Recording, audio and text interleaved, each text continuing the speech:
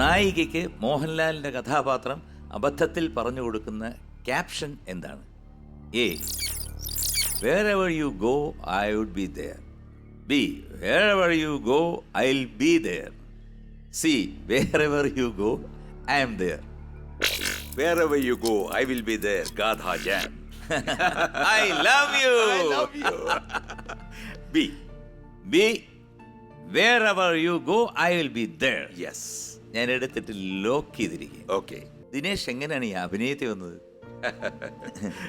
ശരിക്കും പറഞ്ഞാൽ അത് ശ്രീകുട്ടന് പോലും അറിയില്ലായിരിക്കും. 1981 അന്ന് ലാലുമായിട്ട് അന്ന് സുഹൃത്താണ് ഞാൻ. അപ്പോൾ ലാൽ അന്ന് ധന്യ എന്നൊരു സിനിമ അഭിനയിക്കാൻ വേണ്ടിയിട്ട് ആലപ്പുഴ ഉദയ സ്റ്റുഡിയോയിൽ വന്നിട്ടുണ്ട്.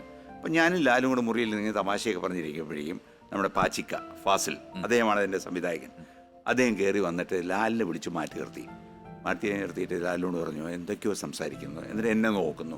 അപ്പം എനിക്ക് മനസ്സിലായി എനിക്കിട്ടോ എന്തോ പണി വരികയാണ് എന്ന്. കുറച്ച് കഴിയുമ്പോൾ ലാലു എന്ന് പറയും, ദിനേശേ അവിടെ ഒരു പാട്ട് സീനിൽ അഭിനയിക്കേണ്ട ഒരാൾ എത്തിയിട്ടില്ല, അത് ദിനേശ് എൻ്റെ സ്ട്രക്ചറിൽ കറക്റ്റാണ്, ദിനേശ് ഒന്ന് പോയി അഭിനയിക്കാൻ പറ്റുമോ? ദാസേട്ടൻ പാടിയൊരു പാട്ട് ചുണ്ടനക്കി പാട്ട് പാടി ഡാൻസ് ചെയ്യണം. മനസ്സിനകത്ത് ആഗ്രഹം തോന്നിയെങ്കിലും പെട്ടെന്ന് ഇങ്ങനെ വിളിച്ചു പറഞ്ഞപ്പോൾ ഒരു ഭയങ്കര പേടിയായി. പക്ഷേ ധൈര്യത്തോടെ അങ്ങ് ചെന്നു. അങ്ങനെ 2 ദിവസം പാച്ചിക്കയെ ബുദ്ധിമുട്ടിച്ചുകൊണ്ട് ധന്യ എന്ന സിനിമയിൽ ഞാനൊരു പാട്ട് പാടി ഡാൻസ് ചെയ്തു. ചുണ്ടനക്കിയാൽ മതിയല്ലോ. പക്ഷേ അത് ഭയങ്കര ബോറായിരുന്നു. അതുപാടെ ഞാൻ അഭിനയമൊക്കെ നിർത്തി. അതിനുശേഷം എൻ്റെ ഓൺ സിനിമകളിൽ പോലും ഒരു സീനിൽ പോലും ഞാൻ അഭിനയിച്ചിട്ടില്ല. പക്ഷേ ഇതെല്ലാം കഴിഞ്ഞ് എൻ്റെ പ്രൊഡക്ഷനൊക്കെ കഴിഞ്ഞിട്ട് ഒരു ദിവസം ഇരിക്കുമ്പോഴാണ് നമ്മുടെ KK രാജീവ് എന്ന സംവിധായകൻ എന്നെ ഒരു സീരിയലിൽ അഭിനയിക്കാൻ വിളിക്കുന്നത്. ഞാൻ പറയും, രാജീവ് നിങ്ങൾക്ക് ആൾ മാറിപ്പോയതാ, അല്ലെങ്കിൽ ഫോൺ നമ്പർ മാറിപ്പോയതാ, ഞാൻ അഭിനയിക്കുന്ന ആളല്ല. പക്ഷേ അതൊരു വഴിത്തിരിവായി. അങ്ങനെ KK രാജീവിൻ്റെ സ്വപ്നം എന്ന സീരിയലിൽ അഭിനയിക്കാനൊരു ചാൻസ് എനിക്ക് ഒരു 17 വർഷമായിട്ടുണ്ട്. അവിടെ മുതലാണ് എൻ്റെ ഒരു ശുക്രൻ തെളിഞ്ഞത്, ഒരു നടനായിട്ട് ഞാൻ മാറിയത്. So B, wherever you go, I will be there. ഉത്തരം ശരിയാണ്.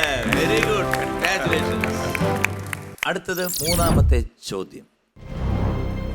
ഒരു വീഡിയോ.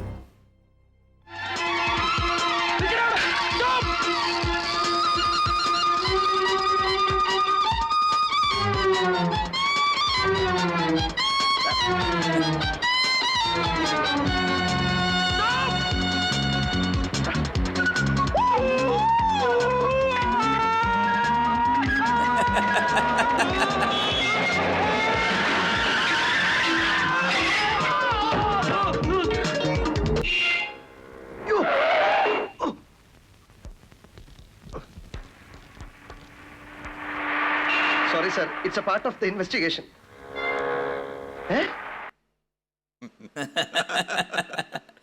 ചോദ്യം ഇതാണ്, ഈ രംഗത്തിൽ ആരാണ് പോലീസുകാരനായി എത്തുന്നത്?